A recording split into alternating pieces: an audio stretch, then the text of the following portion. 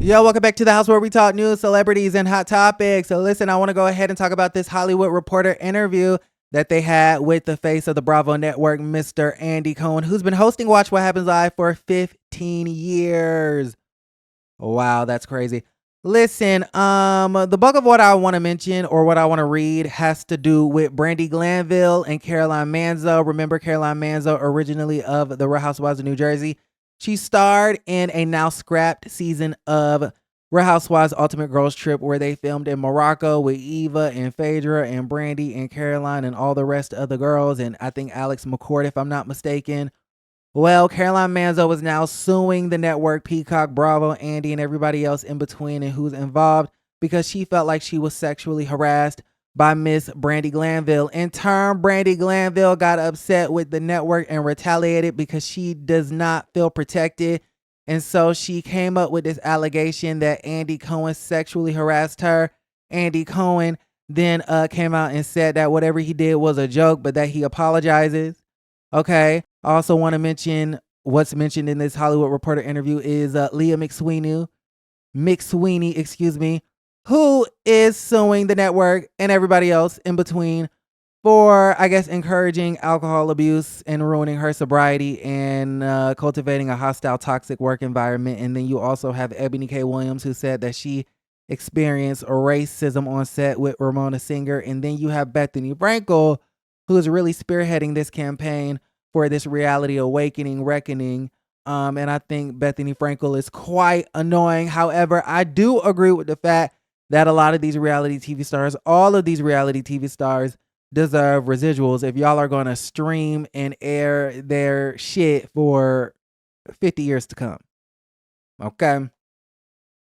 Listen, the first thing I wanted to mention has to do with Ebony K. Williams, the first Black housewife of New York City. They say some critics have complained that you and Bravo have been slow to adapt in some ways.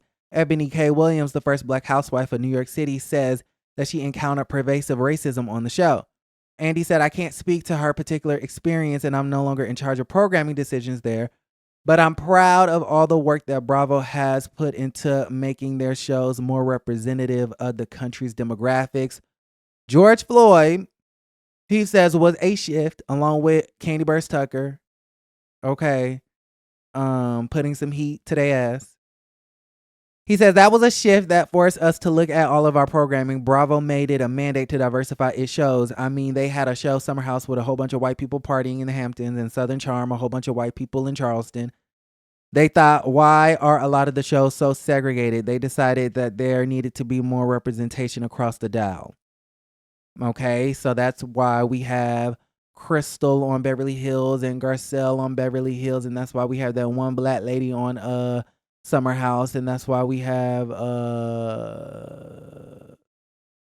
Anna Marie Wiley in Beverly Hills, and that's why was there a black couple? Oh no, there was a black man on New Jersey, but child, that was a one and done.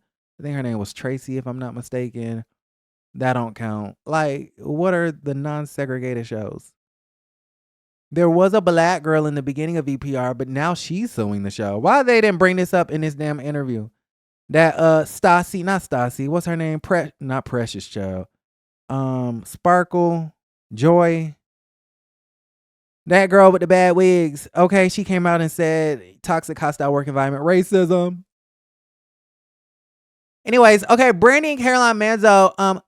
But what I wanted to say about that is a lot of people, I think a lot of the black people like the segregation because I'll mention, they need to put Jeannie Mai. This is like my dream Real Housewives of Atlanta cast member is Jeannie Mai. I want Jeannie Mai to join that show so damn bad. I feel like you guys underestimate her. I feel like she would be amazing onto that show.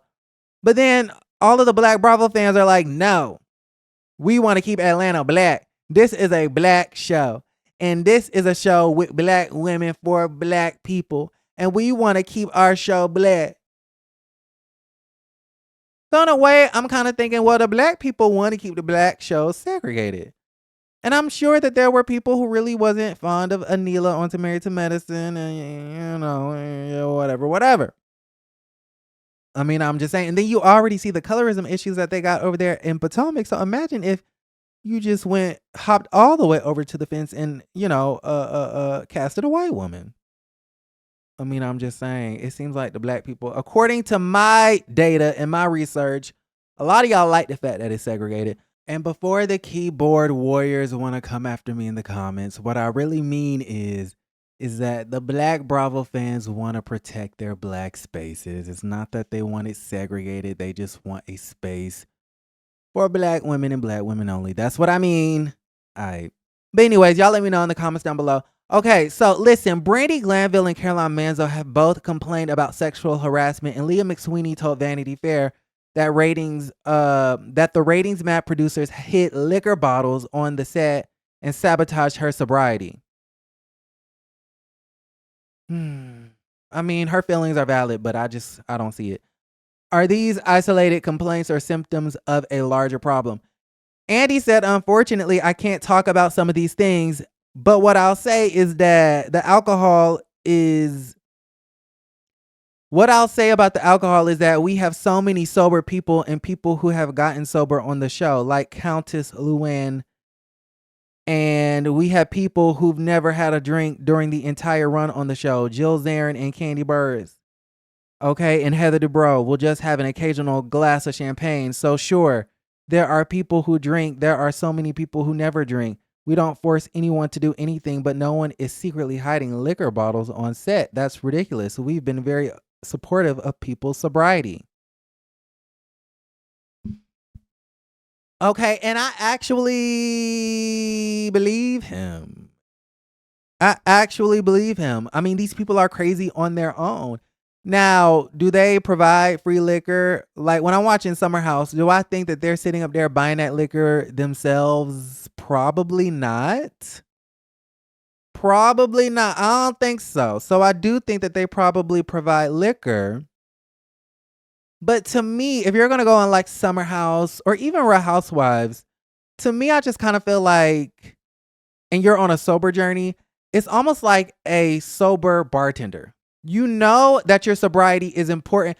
Remember Brian, and this is no tea, no shade to Brian, but remember Brian worked at the Old Lady Gang, if you remember that show, Candy and the Gang. Brian, he was sober at the time, and I believe on one shift, the bartender was late, so they had Brian, who used to be a bartender, bartend that particular day to kind of make up for the fact that the girl who was supposed to be bartending didn't show up.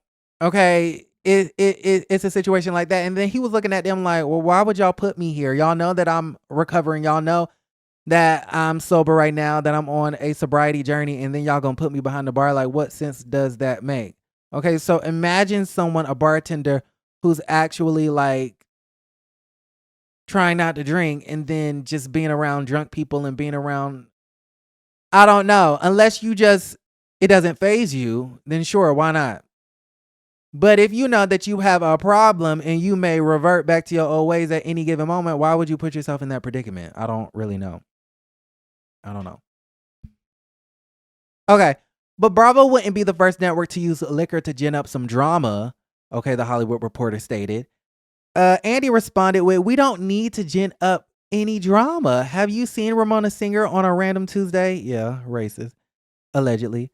At 1 p.m., have you ever run into Lisa Rinna at noon? Lisa Rinna does not need a glass of rosé in order to tell you exactly how she is feeling. Margaret Josephs only drinks Diet Coke, and she is a truth cannon wherever she goes. I don't think Teresa Giudice would say that it was the red wine that caused her to flip that table. We start filming the reunions at 6 a.m. for God's sake. So at that point in time, not too many drinks have hit their systems. They say there are now calls for reality stars to be unionized. Okay, shout out to Bethany Frankel, which I do wholeheartedly agree that they deserve residuals. I mean, to me, the only difference between a Nene Leakes and let's say, Taraji P. Henson is Nene Leakes is doing improv and Taraji P. Henson is reciting lines. To me, reality TV stars are actors, in my opinion. They regurgitate lines, but they're not like actual lines. It's improv. Meaning you just come up with it, right there on the spot, right? You have your character. Your character is yourself. You're put into a situation. It's literally like if you're in a theater class, they give you a character They give you a situation and they say, don't say no. That's the one rule in improv, is to say yes. Meaning if somebody says that it's raining cats and dogs, you as the other actor don't say, no, it's not. You have to say yes and go with it. Right? That's the only rule in improv. So I view reality TV personalities like they're improv actors. And I think they deserve residuals. That's just my opinion. There are now calls for reality stars to be unionized, with your old friend Bethany Frankel leading the charge. The housewives have made Bravo millions by opening up their lives to the cameras. Shouldn't they be paid as much as actors? Okay, he said a lot here. He said, I have a lot to say about that, but I need to make clear that I'm speaking as an independent producer. This is not Bravo speaking. This is my take on it. If you look at the shows like American Idol, Survivor, The Bachelor, Below Deck, people, 90% or more of the reality stars on them are on for one season or less. Also, acting is a full-time profession. I feel like being a housewife is low-key full-time, but okay. You don't go, and then most of the times, they are not one and dones. I believe I would assume that the goal of the producers is to cast people onto the show that are going to last for years. No, unless in the case like Anna Marie Wiley, where they just completely set that black lady up. Okay. But those people are on for less than a season and blah, blah, blah. Acting is a full-time profession. You don't go to school to be a reality TV star. It doesn't matter. You don't have to go to school to be an entrepreneur. They make millions. You don't have to go to school to be a CEO and you can still make millions. You don't have to go to school for acting. And actors make millions. Anyways, this is where I'm going to have to disagree with you, Andy. They're bar owners, they're designers, they're doctors. I think the way that Bravo pays people is that it's a buyout. They're buying them out for a show that can be distributed in certain ways. And the longer you stay on, the higher your salary gets. And salaries for people who have been on a long time are really high. Look, you're not drafted into the Real Housewives. You either want to be on the show or not. And you either see it as having some greater benefit for you or not. You have a business you're trying to launch. You have a music career you're trying to launch. You want exposure. And so you say, okay, I'm going to look at this for the long game, yada, yada, yada. I don't agree. I mean, I agree. You have to look at it as, oh, this is exposure. You have to look at it as, oh, I want to launch a music career. You have to look at it as, of course you have to look at it that way. I mean, the way the system is set up, that's the only way that you're going to have long-term success is if you use the platform to launch other things outside of the platform, right? But I still feel like they deserve residuals. You guys are going to play something on TV or stream something on Peacock years and years and years and years and years and years and years. You guys are able to use my likeness forever till the end of time, and I only get paid once. Executives get paid multiple times from the same content, right? The network, I should say, gets paid multiple times for the same content for decades and decades, and yet the people who created that content only get paid once. They said you had close ties to some of your critics. Bravo helped make Bethany a multimillionaire. Have you felt hurt by some of the criticism that you've received? I don't really care about Bethany. Who cares? Blah, blah, blah. I think that was the last slide. Shout out to Bywig Hello Drama on Instagram for posting the screenshots of that interview. So yeah, y'all let me know how y'all feel about the situation. There's some really interesting things. Yeah, they deserve residuals. Now, I'm not upset at new reality TV stars being paid $2,500 a month. I mean, not a month, but $2,500 an episode, $25,000 a season, no hair, no makeup. I understand that, especially when this little reality show ain't got no ratings, especially when the ratings are all the way down to the ground on this little TV show, right? But to me, I'm not so much worried about the salary. I'm worried about the fact that the network gets to benefit off of content for years and years and years, and yet the person who made the content only gets paid once. I think that is just my main thing. So yeah, y'all let me know how y'all feel about everything in the comments down below. Looks like Andy Cohen isn't going anywhere anytime soon, though. Remember, there was this In Touch Weekly lying-ass article talking about how Andy Cohen is set to be negotiating his departure from the network. Well, with this Hollywood Reporter spread and him doing Bravo's dirty work in PR and the pictures and him hanging out with Sarah Jessica Parker looking happy at the Met Gala and things like that, look like he not going nowhere. Let me know how y'all feel. Like the video, subscribe to the channel, and don't forget to create a great day. Bye.